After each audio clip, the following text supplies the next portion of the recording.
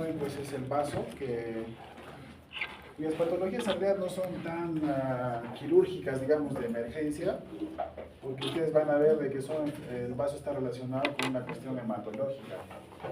Y probablemente ustedes en el curso de hematología hayan visto más de algunos tipos de anemias púrpuras que necesitan una esplenectomía, ¿no? Entonces, por lo general, en el 80-90% de los casos, la patología quirúrgica del vaso es una patología programada y derivada de un servicio de medicina, ¿ya? Entonces, vamos a recordar un poquitito acerca del vaso, ¿no?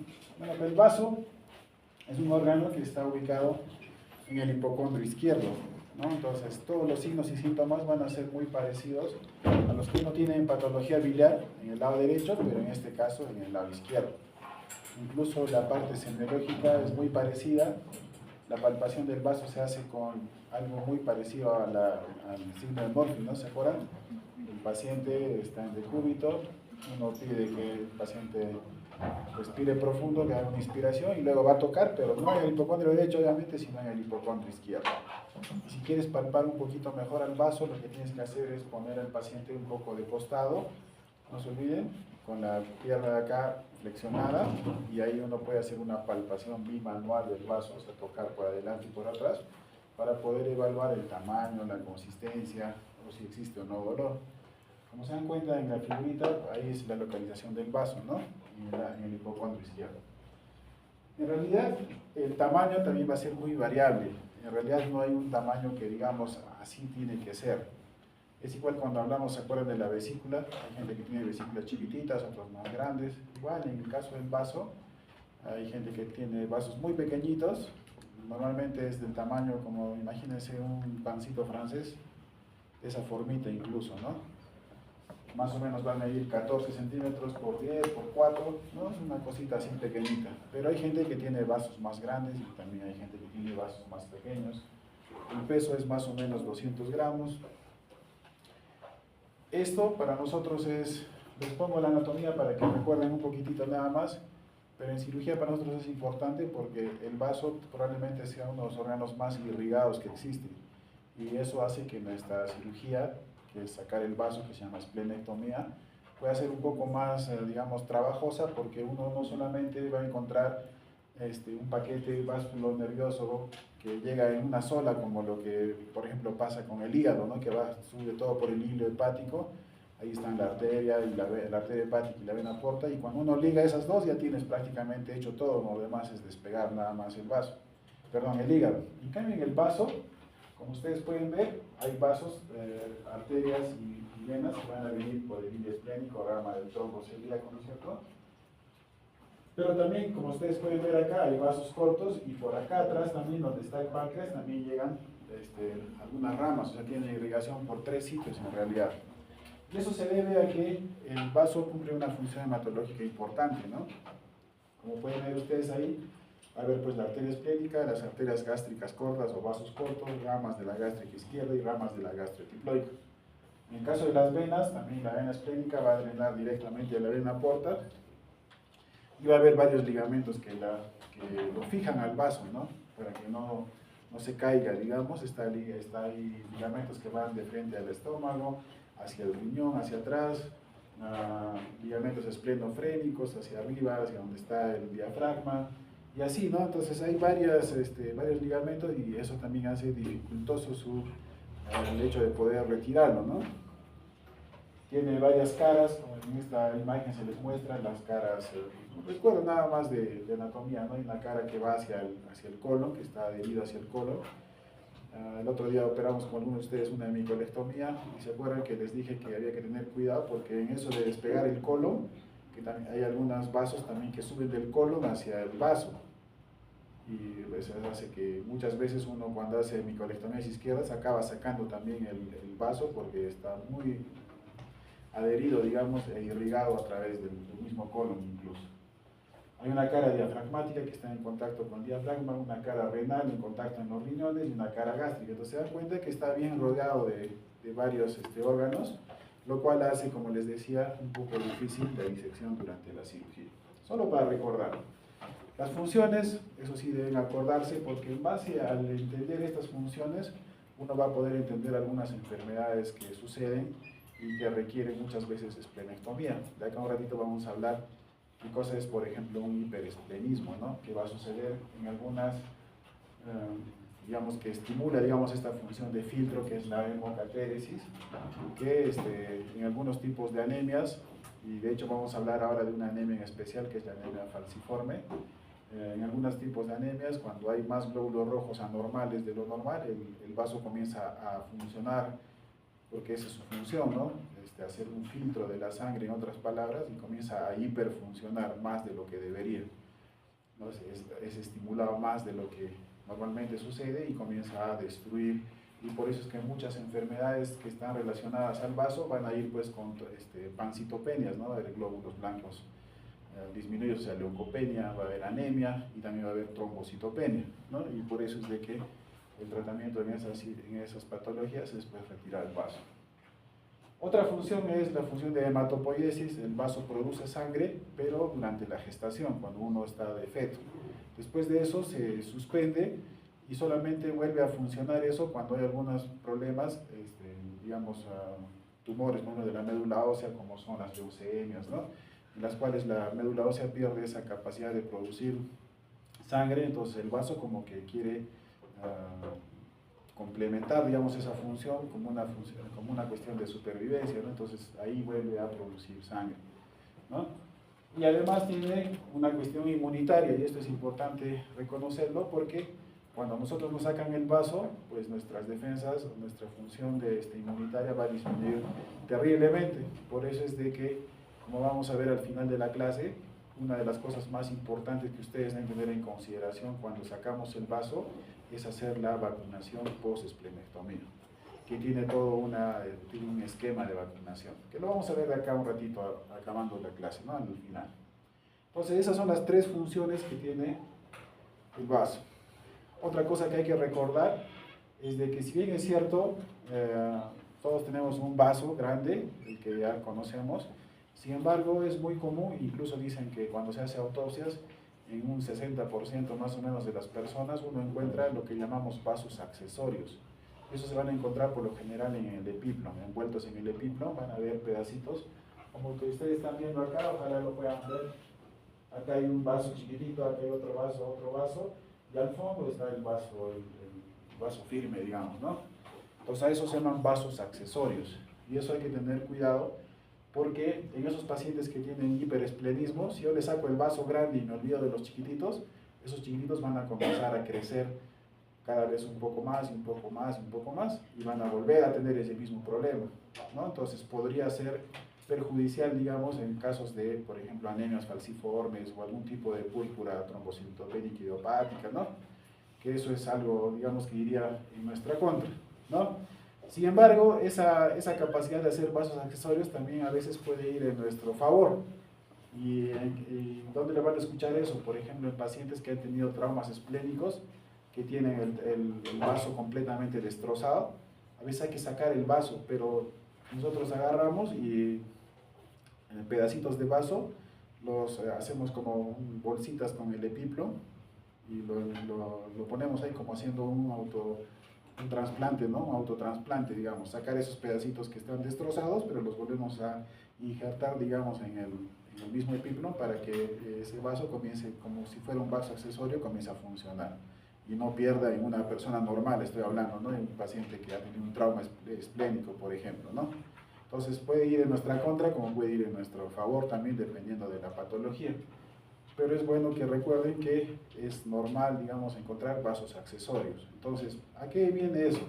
Porque justamente cuando ustedes tengan, por ahí les toca un paciente con, por ejemplo, púrpura trombocitopénica idiopática y le hacen tomografía, es importante que sean muy cuidadosos en visualizar la existencia de vasos accesorios para poder operar y sacar no solamente el vaso grande, sino también esos pequeños vasos accesorios, ¿no? ¿Se me entiende, verdad?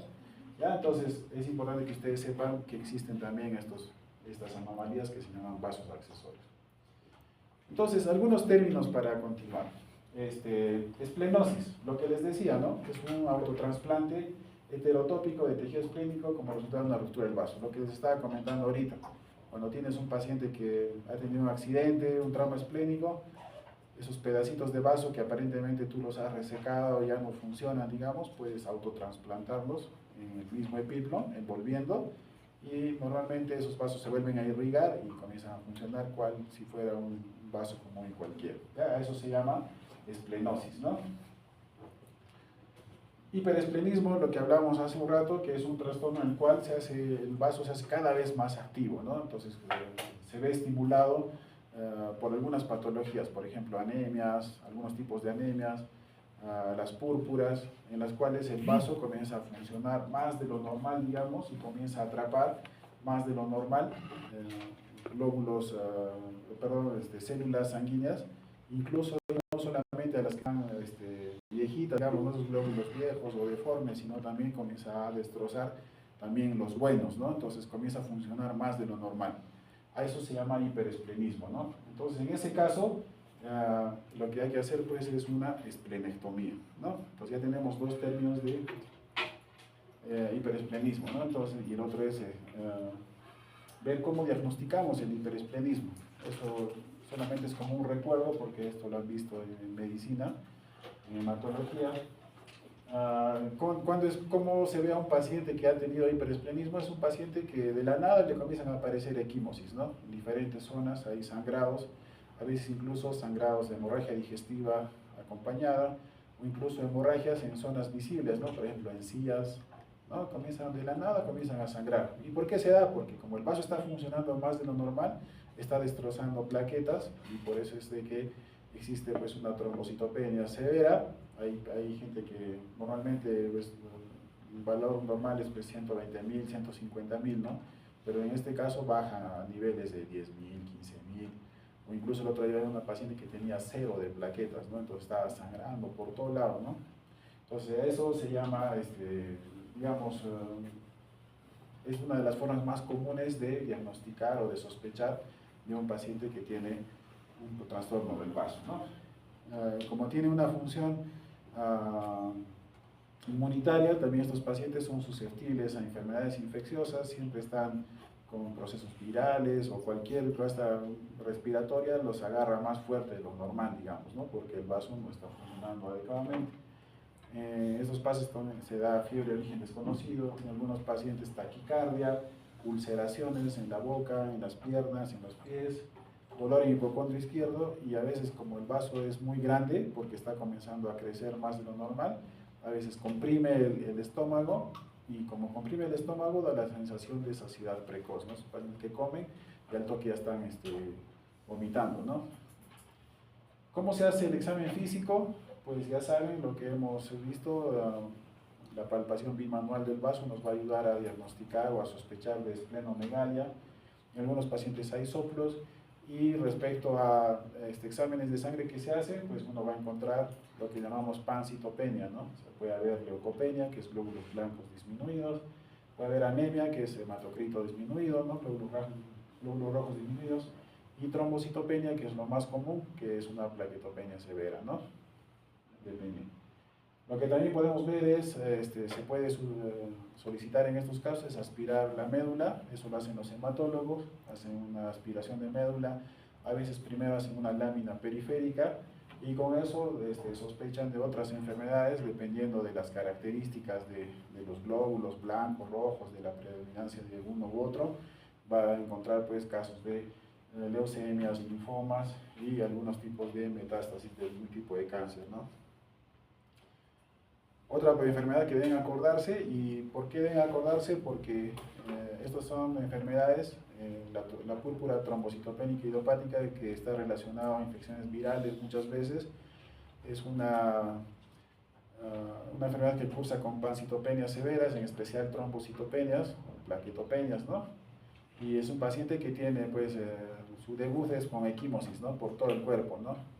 Generalmente se presenta en edades extremas o en niños pequeñitos, que se relaciona más a cuestiones virales, y también en personas adultas y adultas mayores, ¿no? Entonces, los extremos de la vida son donde más se van a presentar púrpuras trombocitopénicas, y probablemente esta la jalamos o la estudiamos en cirugía porque es la causa más común de esplenectomías programadas. Entonces, para nosotros es normal, digamos, recibir interconsultas de hematología, de púrpuras, cuyo saben ustedes al inicio el diagnóstico, perdón, el manejo es a través de corticoterapia, ¿no? Pero hay pacientes que no responden a los corticoides y cuando no responden a los corticoides, lo que corresponde es recurrir a la cirugía. Especialmente los niños son los que mejor van con tratamiento médico. En cambio, los adultos no responden tanto a tratamiento médico y lo que corresponde es hacer pues esplenectomía. Por eso es que la nombro en la clase.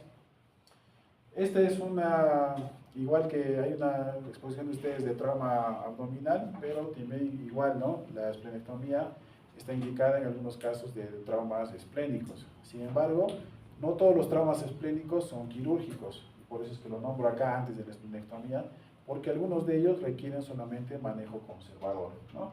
¿Y en quiénes está indicado el manejo conservador? O sea, en quienes solamente hay que observar, no hay que operar, sino solamente dar tratamiento para el dolor, o si tiene algún grado de anemia, hacer transfusiones o rehidratar en casos de shock, qué sé yo, darle tratamiento conservador nada más, ¿no? Como lo que dice ahí. Entonces, ¿en quiénes? En todos estos pacientes, ¿no? Pacientes que están estables hemodinámicamente, los que tienen una monitorización adecuada del laboratorio de imágenes, o sea, ¿a qué me refiero? Ahora que van a hacer trauma abdominal, van a ver de que dentro del trauma abdominal hay un manejo imagenológico, se llama EcoFast, que es una ecografía, como su nombre dice, rápida, en la cual se hace una ecografía de los 4 cuadrantes para ver si hay pozos de líquido, ¿no? En este caso sospechando de sangrado, ¿no? Entonces, si uno hace EcoFast continuos, está indicado cada 3 horas, cada 6 horas, dependiendo de cómo esté el paciente, y si no hay ningún cambio, hay una estabilidad desde el punto de vista imagenológico y laboratorial, o sea, si su hematocrito no está bajando todo el rato, pues son pacientes que van a requerir solamente observación. De todas maneras, son pacientes que requieren estar manejados en UCI. ¿Han visto ustedes la irrigación que tiene el vaso? Pues si tienes un trauma esplénico, tu probabilidad de sangrar pues es altísima, ¿no? Entonces el riesgo de que entres en shock muy rápidamente es latente, digamos, en todo rato, ¿no? Por eso es que estos pacientes, cuando tengan un trauma esplénico, siempre hagan la interconsulta UCI porque probablemente ese paciente requiera un manejo más minucioso, digamos, del sangrado, de sus valores de funciones vitales, etcétera, etcétera, ¿no?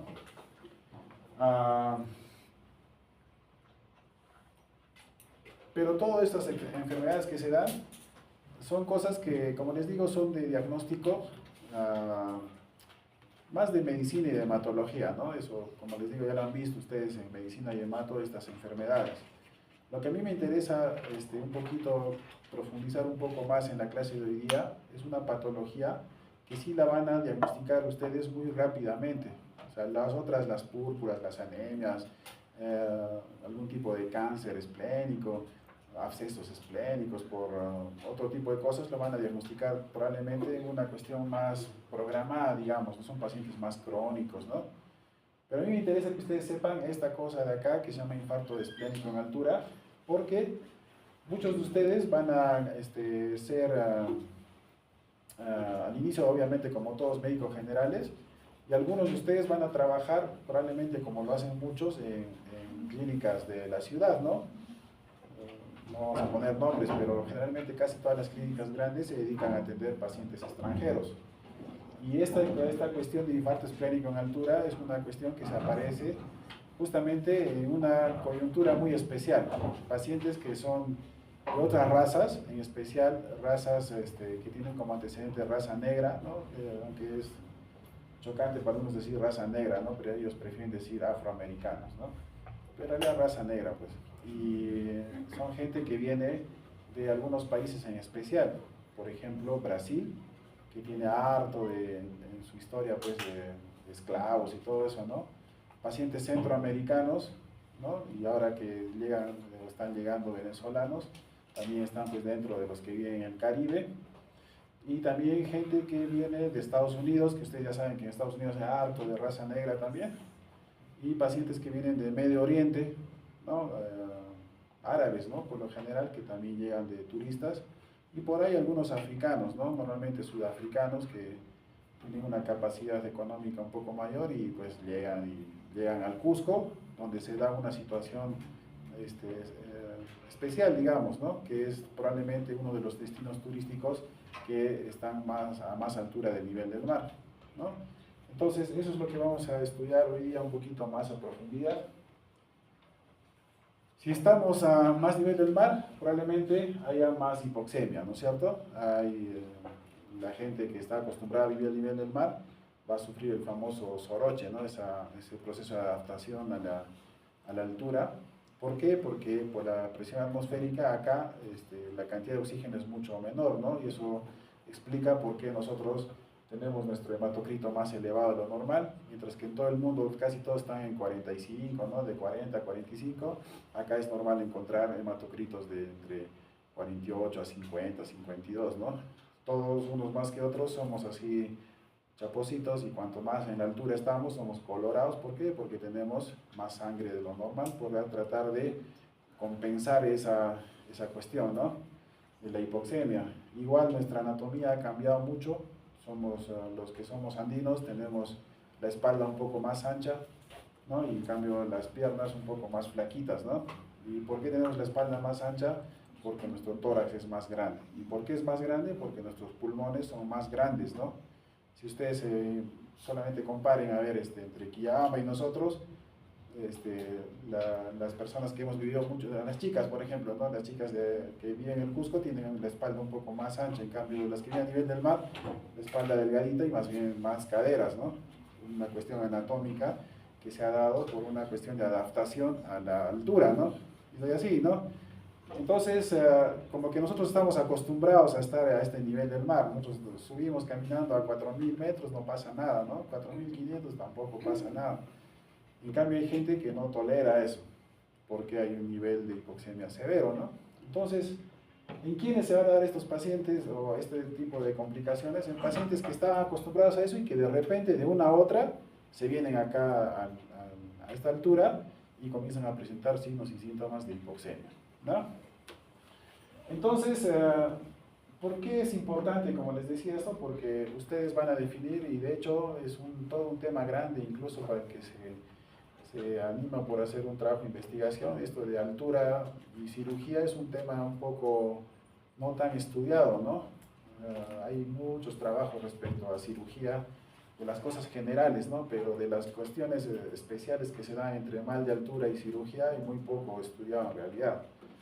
Por ejemplo, si uno busca infartos isquémicos de altura, ustedes pueden buscar en cualquier página, cualquier revista reconocida en Google Scholar, lo que sea, ustedes van a encontrar que hay muy pocos trabajos en realidad. Incluso de esos pocos trabajos, casi todos son reportes de casos, o sea, reportes de un casito que han operado en algún sitio. En cambio acá tenemos, ¿qué les digo? En este año, entre este y el año anterior, habremos operado pues no sé, unos 30 por lo menos, ¿no? Que es harto en realidad comparado a la bibliografía que existe al respecto, ¿no? Entonces, por ahí si a alguien se le ocurre tener un tema de tesis, no sería nada digamos, malo y además más bien interesante hacer un trabajo respecto a hiperesplenismo y mal de altura, por ejemplo, ¿no? Entonces, ¿por qué se da eso? Porque existe una alteración de la hemoglobina, de hecho se llama hemoglobinopatía S, ¿no? Porque a esta altura va a haber algunos grupos raciales van a tener, ¿no? Mientras que todos tenemos hemoglobina A1, A2, hay un grupo pequeño que está relacionado con una cuestión racial que tiene hemoglobina S, ¿no? Y esa hemoglobina S es la responsable de esto, ¿no? Para recordar nada más, la hemoglobinopatía S es una mutación en el sexto codón del gen beta S. Sustituye la adenina, un aminoácido por timina, y eso hace de que hay una disminución del ácido, un desplazamiento del ácido glutámico, y eso hace que se exprese en un tipo de anemia, ¿no? Esta diferencia, ¿no?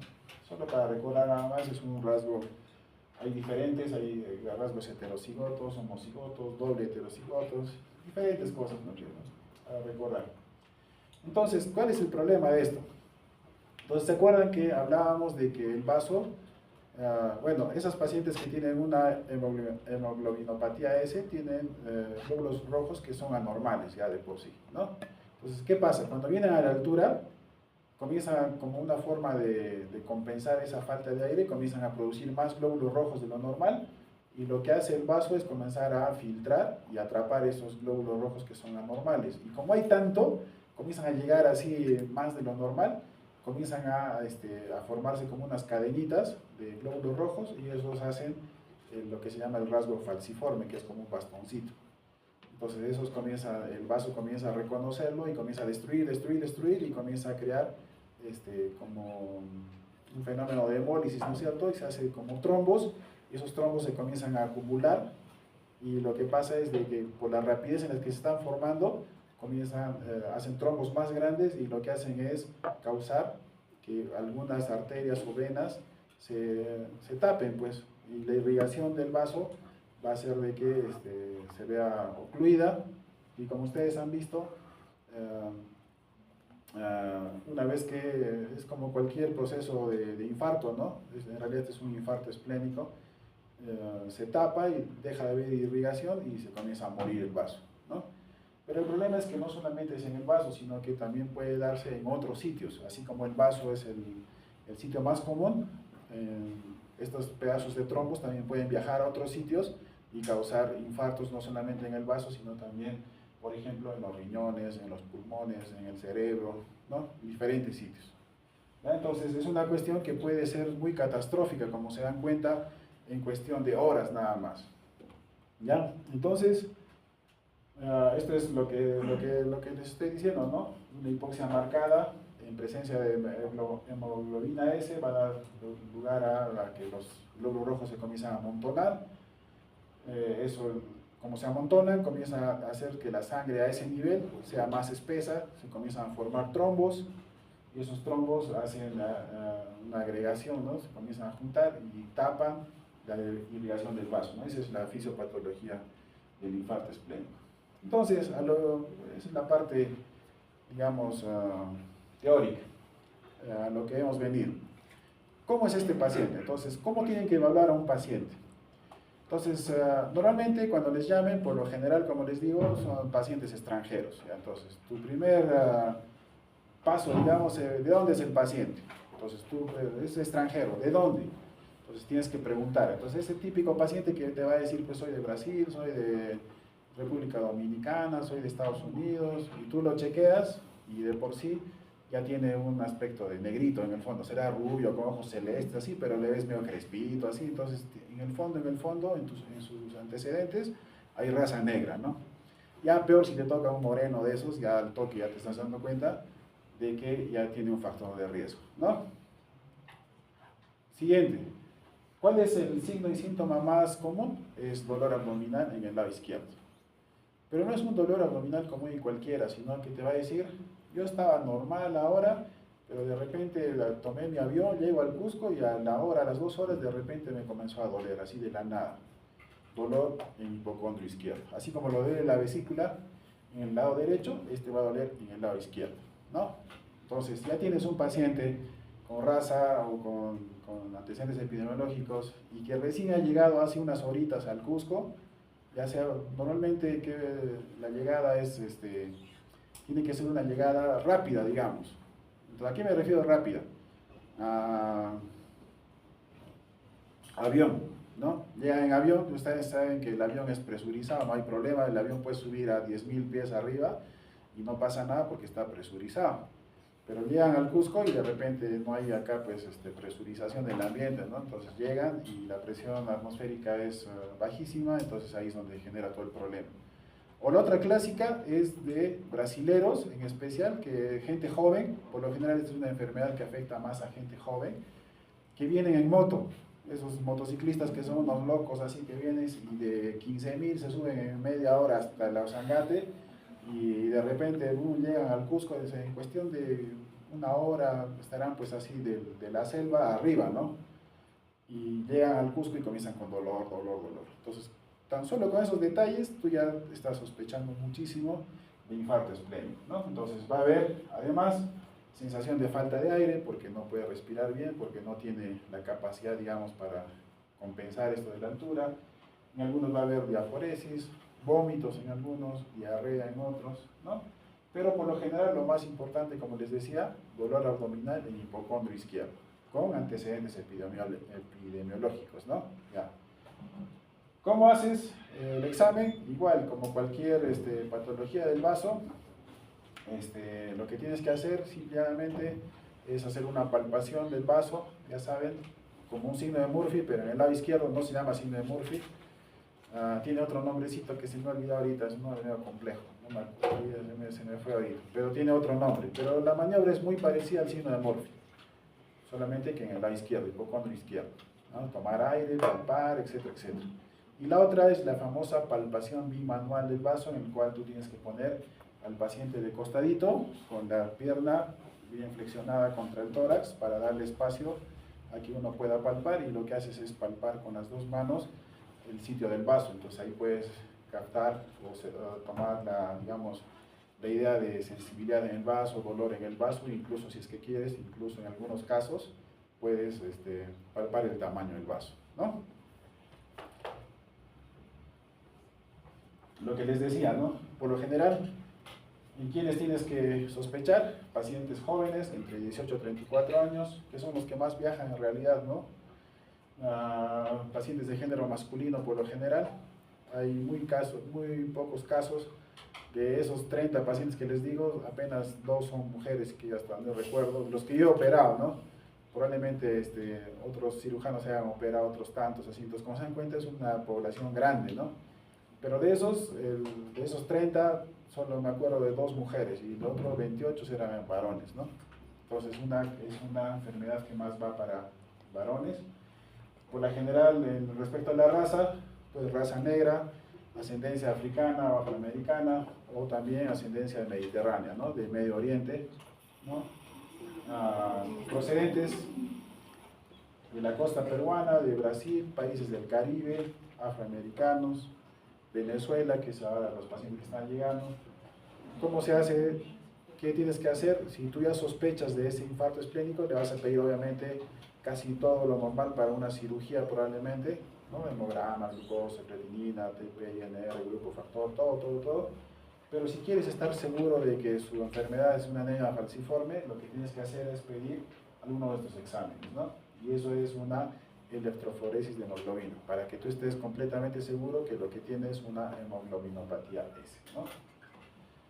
Además, puedas pedir pues perfil hepático. De hecho, estos pacientes, algunos pacientes que van con patologías esplénicas, van con una cuestión de que el hígado, de lo que es más grandecito, a veces, hablo en este caso no tanto del infarto esplénico, sino de las otras patologías que les dije, PTIs o algunos tipos de anemias, como una forma reactiva tienen el vaso más grande, pero ya también el hígado se vuelve más pequeñito y más duro también, ya no se vuelve tan suave, sino más duro. Entonces uno podría también pedir perfil hepático para evaluar la función hepática también, ¿no? De la mano. La cuestión que así es como se hace el diagnóstico.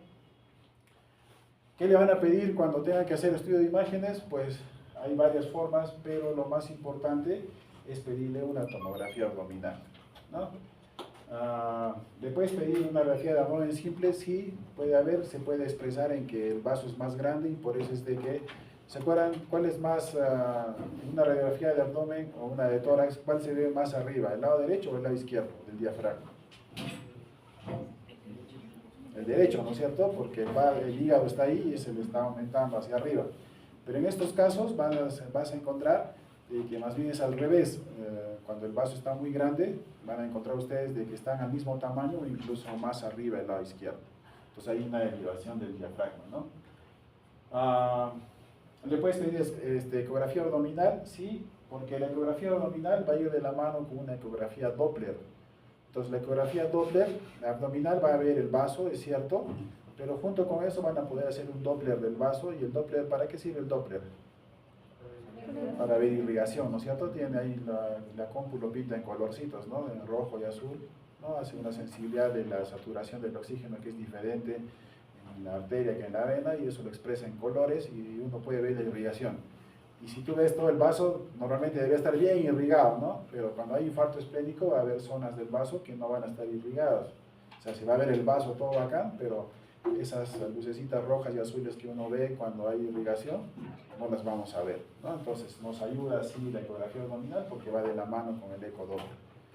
Otra que nos ayuda y que va de la mano con la tomografía abdominal es el angiotem, ¿no? Entonces podemos pedir las dos al mismo tiempo porque uno puede ver, si tenemos un angiotem, vamos a ver que hay una parte que está obstruida y que no irriga todo un segmento del vaso o todo el vaso probablemente. O también vamos a ver en la misma tomografía algunas lesiones, ¿no? Y la lesión clásica es la lesión en forma de cuña, que ahorita vamos a ver. ¿Ya? Entonces, ¿qué le van a pedir? Una tomografía. Porque la tomografía nos va a ayudar no solamente a ver,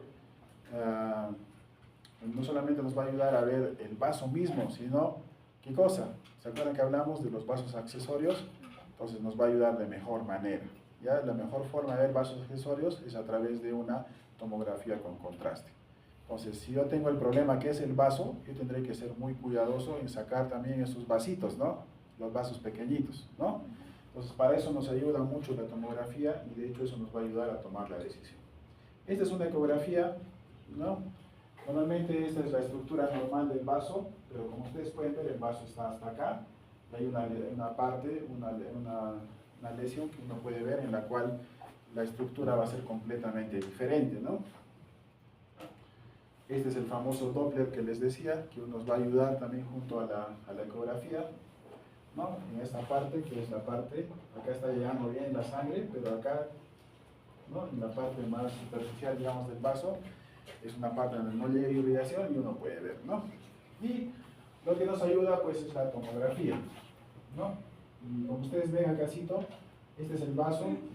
Cuando ustedes vean vaso, les va a ayudar mucho comparar la consistencia o la apariencia del vaso con el hígado. Son muy parecidas, como se pueden dar cuenta ustedes. Esta parte del vaso es vaso normal y el hígado que está acá tiene más o menos la misma apariencia, ¿no? Entonces, cuando ustedes vean una tomografía, siempre comparen el hígado con el vaso, porque eso les va a ayudar a darse cuenta en uno o en el otro lado las cosas que son anormales, ¿no? Como se dan cuenta ustedes, esta parte del vaso no tiene nada que ver con esto, ¿no es cierto? O con el resto. Entonces ahí, esta zona es la zona de infarto. O como acá también, ¿no? Miren. Ahí pueden ver cómo se ve la diferencia o la zona del infarto esplénico. Estos son trabajos, miren, como se dan cuenta, es así, un trabajito de un paciente, ¿no? Entonces, eso es lo que más van a encontrar si es que buscan. Por eso les decía, si alguien se interesa en hacer su trabajo de tesis al respecto, bueno, chévere, porque tienes un trabajo nuevo, innovador, y es medicina de altura, que es algo que llama mucho la atención, ¿no? Fácilmente, para que llegues a una revista y lo puedas publicar, ¿no? Incluso, ¿no? Porque es un trabajo interesante. Pero bueno, igual, miren, fíjense acá ya la zona del infarto es mucho más grande, más o menos. ¿Por qué es importante la tomografía? Porque nos ayuda a definir qué porcentaje de vaso está implicado, digamos, ¿no? Entonces, por ejemplo, acá cuánto más o menos será, pues como un 70-80% del vaso que está infartado, ¿no es cierto? ¿Ya? Entonces, y así, igual acá, miren, acá es más pequeñito también, ¿no? Acá es uno, pero acá tiene, miren, estas lesiones acá, y si ustedes pueden ver, tiene diferentes foquitos en otros sitios también, ¿no? Entonces, así. Y entonces la tomografía les va a ayudar mucho a ver eso. Entonces, una vez que tú has sospechado y que tienes el diagnóstico, digamos, tomográfico y clínico del infarto esplénico, entonces, ¿qué cosa es lo que tienes que hacer? Tú como médico, ¿qué es lo que tienes que hacer? Es lo siguiente. Tienes dos opciones, o hacer un tratamiento conservador o hacer un tratamiento quirúrgico. Y para eso nos va a ayudar mucho, volviendo atrás, la tomografía. Porque el tratamiento conservador se va a dar en pacientes que tienen una, digamos, afectación del vaso menor a la cuarta parte, ¿no? Más o menos de un 30% para abajo, mi manejo tiene que ser conservador. Entonces, ¿cuál es el principal problema del paciente? ¿Qué es lo que le ha originado? La altura, ¿no es cierto? Entonces, ¿qué tienes que hacer con ese paciente? Pues regresarlo al nivel del mar. Eso es lo básico. lo más importante de todo. Entonces, es un paciente que agarras y como, ¿qué es lo que le falta? Oxígeno. Entonces, ¿qué tienes que hacer? Ponerle oxígeno así, pero a dosis así en las cuales no necesite estar respirando mucho para no seguir estimulando a que su anemia falciforme se exprese aún más todavía, ¿no es cierto? Entonces, ¿qué le tienes que hacer? Ponerle oxígeno para que su saturación esté siempre por encima del 95%. E inclusive se sugiere que esos pacientes estén en sesiones de cámara hiperbárica constantes hasta que se cumpla su regreso al nivel del mar, ¿no? Lamentablemente estamos en el Perú y en el Perú pues no es como en otros sitios que llamas un helicóptero y se lo llevan al paciente, ¿no? Acá tienes que esperar todavía. Sí hay ambulancias aéreas, de hecho los seguros internacionales tienen convenios con ambulancias aéreas, pero hay que esperar que el seguro llame a la ambulancia, que la ambulancia apruebe, que su seguro le valga y después de eso viene, después de 2 horas, parte de Lima. Y como es una avioneta, no llega como un Boeing en 50 minutos, en 1 hora, sino llega en 1 hora y media, 1 hora 50 a veces, ¿no? Entonces te toma como 4 o 5 horas para que en el mejor de los casos venga una ambulancia aérea, ¿no? Para llevarse al paciente. Entonces, mientras tanto, ¿qué tienes que hacer? Pues hidratarlo bien al paciente, le pones una buena vía o incluso 2 vías periféricas porque lo tienes que hidratar bien, le tienes que hacer oxígeno suplementario. Si tú sabes, obviamente si está con dolor, le pones analgésico. Si hay zonas de isquemia en el vaso, eso puede predisponer después a hacer abscesos hepáticos, entonces tienes que cubrir con antibiótico. Entonces utilizarás normalmente penicilinas, lo que más utilizamos es Traxona, ¿no? Es el que más, digamos, un derivado a largo, ¿no?, de las penicilinas, ¿no es cierto? Y entonces utilizamos analgésico, antibiótico, y además, si el paciente, como sabemos que no va a ser operado, y el problema es trombosis, ¿qué tenemos que darle? Algo que luche contra los trombos, ¿no? ¿Y eso qué cosa es? Utilizar, por ejemplo, anticoagulantes, ¿no es cierto? Entonces, que más utilizamos, enoxaparina, ¿no?, que es el más manejable ante una eventualidad. La heparina es todo un problema, la warfarina es todo un problema, ¿no es cierto?, para manejar pacientes que pueden acabar en cirugía. Porque si bien es cierto, este paciente, cuando tú lo observas, puede tener un 20-25% de infarto, eso no significa que en las horas próximas ese infarto no pueda aumentar y que a pesar de que le estás volviendo al nivel del mar y todo eso, pues son pacientes que pueden acabar de todas maneras en cirugía, ¿no? Entonces, la que se maneja más, se presta más para esos manejos pre y post quirúrgicos es la enoxaparina. De hecho, cuando hablamos de pacientes, preparación del paciente quirúrgico, ¿se acuerdan de esos pacientes que utilizaban heparina o warfarina? Lo que se hacía al paciente era primero pasarlo a enoxaparina, porque la enoxaparina tiene la ventaja de que la podemos suspender 12 horas o incluso hasta, dicen, 6 horas previas a la cirugía, ¿no? Entonces es más manejable, ¿ya? Entonces, si tú sabes que tu paciente va a regresar al nivel del mar, lo que haces es utilizar tromboprofilaxis, enoxaparina, le pones de 40 a 60 microgramos cada 12 horas vía subcutánea, y además le das analgésico, antibiótico, ¿no? Digamos, es un manejo de los síntomas, ¿no es cierto? Y lo más importante, darle oxígeno, ¿no? Oxígeno a dosis altas para que su saturación siempre esté por encima del 95%.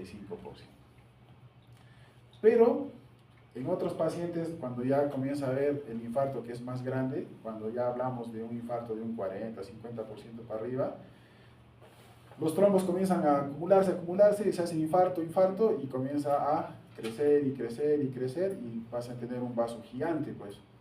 ¿Y cuál es el riesgo de un vaso gigante que está creciendo y que se está tapando y la sangre llega, y como han visto que ustedes, la irrigación del vaso, ¿cómo era? Llegaba por un lado, pero también había vasos por aquí, vasos por allá, ¿no? Entonces, en un paciente tapado le sigue llegando sangre y se va creciendo un poco más. ¿Y cuál es el riesgo? Que una de esas haga ruptura esplénica espontánea. O sea, ¡pam!, se rompa el vaso y ahí sí nos fregamos porque salen los trombos, todo, y comienza a sangrar como miércoles, ¿no? Entonces, esa va a ser una indicación de cirugía de emergencia. Entonces, cuando tiene un infarto esplénico grande, se opera, no porque se haya isquemizado, nada, porque al final eso puede fibrosarse y todo chévere, ¿no?, sino porque el riesgo más grande es de que el vaso se rompa, haga una ruptura esplénica.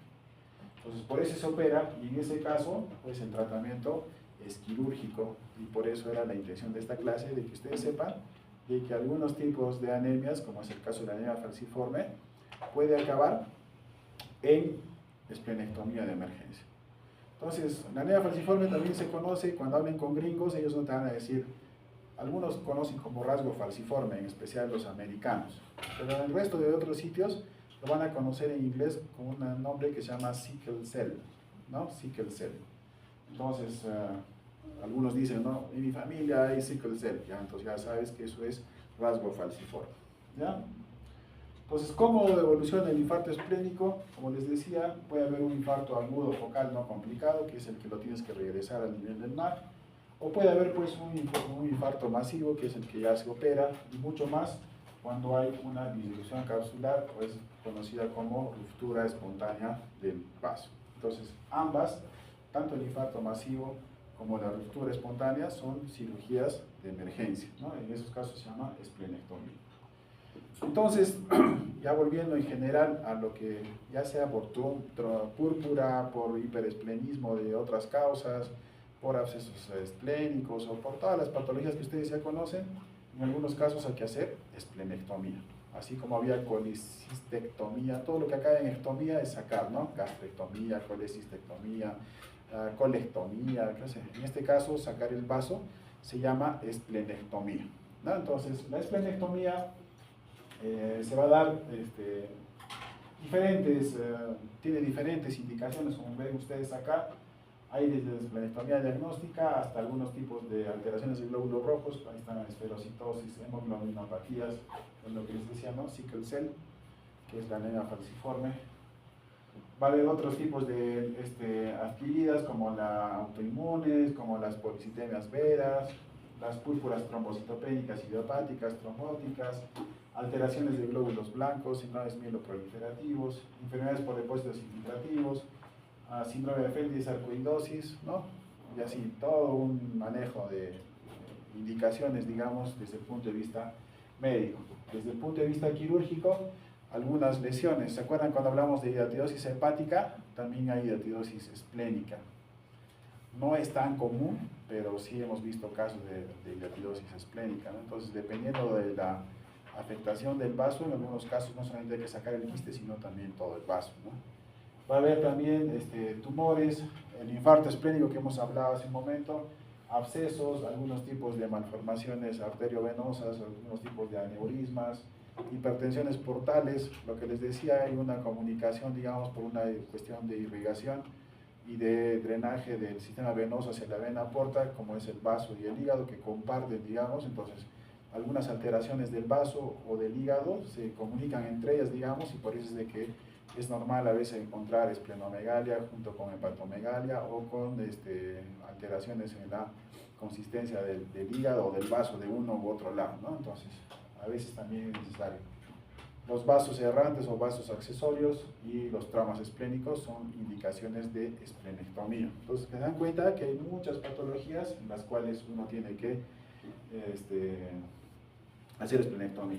Ya recordando, la esplenectomía pues es algo que es un poco complicada a veces porque tienes un órgano, si bien es cierto es así, todo uno lo toca, es bien bonito, pero es igual que el hígado, incluso un poco más, que si lo ajustas más de lo normal o lo jaloneas más de lo normal, se desgarra rápidamente y es un órgano muy frágil.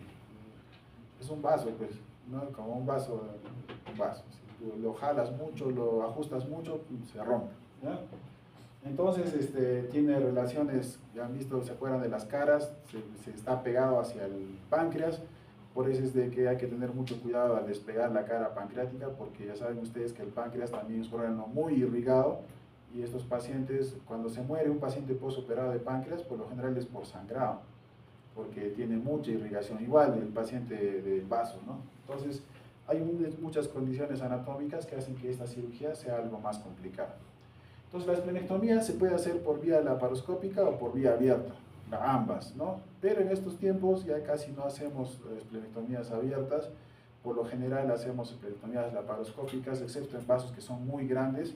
En algunos casos de hiperesplenismo, de púrpuras, hay vasos que son de lo que es así, de este tamañito, hay vasos que van a ver ustedes, incluso las tenemos en fotos, son vasos así gigantes, ¿no? Tamaño de, no sé, 30 por 30 más o menos, ¿no?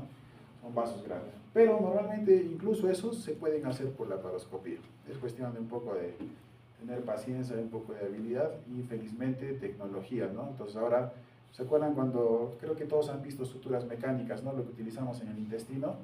Igualito hay suturas mecánicas para vasos, suturas se llaman suturas vasculares, que están hechos de grapitas que son más finitas todavía para poder sellar arterias y venas, ¿no? Que es diferente a sellar intestinos, ¿no? Que tienen la pared un poco más gruesa, ¿no? Normalmente, ¿se acuerdan de los colores? Había cuando los que han entrado a, sí, creo que todos han entrado ya a usar sutura mecánica, han visto, ¿no es cierto? Y les mostré que escogíamos colores rojo, amarillito, verde. Estas suturas, en cambio, son las suturas vasculares, las van a reconocer ustedes porque son suturas de color blanco. Ya está estandarizado eso, ¿ya? Entonces se hace por vía laparoscópica. El punto de las incisiones, este es un paciente que hemos operado, por ejemplo. Acá está muy parecido a la técnica americana de la vesícula, que es a este lado, ¿no es cierto? Solamente que en este lado, en vez de poner este punto en el ombligo, lo ponemos más arriba porque el vaso está por acá arriba. Entonces, si yo pongo muy abajo mi cámara, no me va a dar espacio como para ver el vaso como debería ser. Por eso es que este cortecito que debería estar acá en el ombligo lo subimos acá para que la cámara pueda ver más cerquita y me alcance el espacio adecuado. Esas son imágenes de algunas esplenectomías que hemos hecho. Miren, toda la parte negra y queda un poquitito de vaso nomás acá, ¿no? ¿Se dan cuenta? Un 80% del vaso. Miren, este es otro en el cual el 100% del vaso estaba infartado. Igual miren, 100% del vaso así completamente. Un 60% más o menos, ¿no? Y así como se dan cuenta, hay varios casos, ¿no? La ventaja de la esplenectomía laparoscópica es igual que la ventaja de la colecistectomía laparoscópica respecto a la abierta. Y mucho más en el vaso todavía, porque si en la vesícula el corte es de este tamañito más o menos, en el vaso, como ustedes pueden ver, a veces el corte es mucho más grande. Hay medianas, subcostales, cosa más grande, porque tienes que meterte más al fondo, ¿no? Porque el vaso está arriba. Entonces, mientras que la esplenectomía tiene cortes chiquititos, la recuperación es mucho más rápida, entonces tiene las mismas ventajas de cualquier cirugía laparoscópica. Esto es importante, chicos, que ustedes manejen en la esplenectomía. Primero, que en el postoperatorio hay que hacer un manejo bien de líquidos electrolitos, hay que hacer analgesia, porque en realidad duele, pero no tanto en realidad, no tanto como uno pensaría.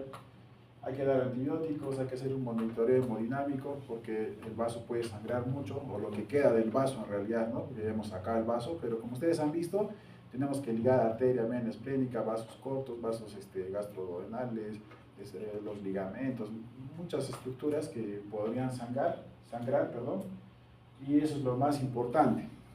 Pero eso es una cuestión desde el punto de vista quirúrgico. Lo que a mí me interesa que ustedes sepan es esto, que es la esplenectomía con el protocolo de vacunas. Entonces, ¿cuándo uno debe vacunar?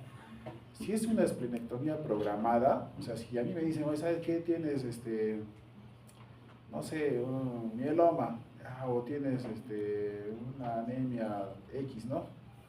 Necesita una púrpura trombocitopénica que tiene cuadros repetidos de plaquetopenias severas, etc. Y me dicen, ¿sabes qué? El único tratamiento que necesitas es sacarte el vaso. Eso se llama esplenectomía programada, ¿no es cierto? Entonces, en las programadas, el esquema de vacunación se debe cumplir, se debe cumplir 14 días antes de la cirugía, antes de la esplenectomía, ¿ya? Entonces, 14 días, no antes, no después, 14 días antes de la cirugía. Y si es una esplenectomía de emergencia, como lo que sucede en el infarto esplénico, no le voy a decir espérese 14 días, ¿no? Lo tengo que operar de emergencia. Entonces, en ese caso, se da 14 días, pero después de la esplenectomía. ¿Ya? Entonces, acuérdense, si es programadas, 14 días antes. Si es de emergencia, 14 días después. ¿Y qué vacunas le van a dar? En realidad, ahí es todos estos esquemas de vacunas. Entonces, ¿vacunas contra quién? Neumococo, meningococo, hemófilus y profilaxis contra la malaria, ¿no? Y en la primera, eso es lo que el paciente que ha sido esplenectomizado debe recibir. Y en los pacientes que han sido operados, ¿qué vacuna tienen que recibir de emergencia, digamos, 14 días antes, programada 14 días antes o de emergencia 14 días después, son estas vacunas. Entonces, ¿cuáles son? La vacuna antineumocócica, la antimeningococo, antihemófilus y la de la influenza, ¿no? La de la gripe anual. Algunos le aumentan ahí la vacuna de la hepatitis y otros le aumentan la vacuna de la varicela. Entonces, esas. Entonces, pero por lo menos, estas son las que tienen que estar en vuestro esquema de vacunación. Entonces, ahí viene vuestra orientación, ¿ya? ¿Y por qué se vacunan esas nada más y no el resto? Porque, ¿se acuerdan cuando hablamos de la función del vaso? El vaso